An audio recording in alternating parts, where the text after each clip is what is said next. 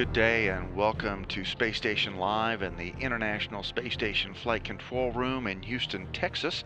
Today the crew is preparing for tomorrow's grapple unberthing and release of the Japanese HTV-4 cargo ship.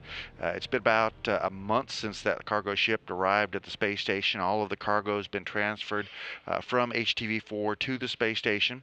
Tomorrow we'll be getting coverage of that activity with an extended Space Station Live. We will expect to have the robotic arm activities as they reach out. It's already been moved to a power and data grapple fixture on the Harmony module, and the crew will grapple the HTV-4, move it away and extend it out to the full length of the 68-foot-long Canadian robotic arm known as Canadarm2, orient it properly for its departure, and then perform the release of HTV-4.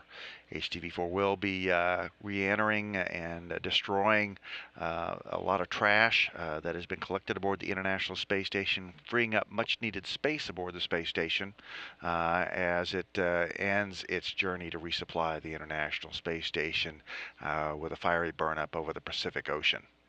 The crew just now closed the hatch. We have some views of Kara Nyberg, Luca Parmitano, and Chris Cassidy as they were finishing up the closure of that hatch. Again, release is scheduled for about 10:55 a.m., just before 4:11 a.m. Central Time. Meanwhile, Pavel Vinogradov, Chris Cassidy, and Alexander Mazurkin are loading items in their Soyuz spacecraft in preparation for their undocking and landing in Kazakhstan about 1 week from today. And this follows a celebration on Saturday of Station Commander Pavel Vinogradov's 60th birthday.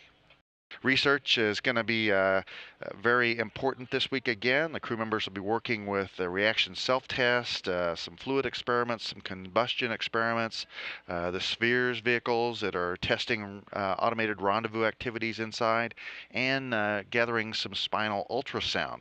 They'll also be doing some periodic fitness evaluations, hearing tests, and things of the like.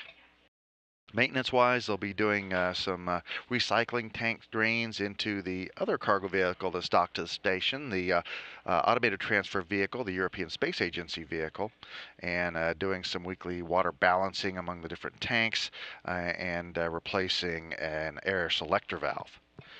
This past weekend on Saturday, ATV-4 thrusters that are on the far end of the Russian segment of the station were fired for 3.5 minutes to reboost the stations to an altitude of less than half a mile more than it was.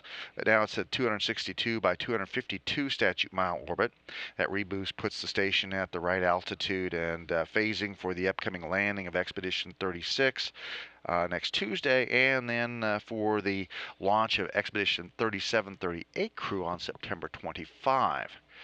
That crew will be heading for a same-day arrival and docking at the International Space Station, featuring NASA Flight Engineer Mike Hopkins, Flight Engineer and Soyuz Commander Oleg Kotov, and Flight Engineer Sergei Ryaznyecki.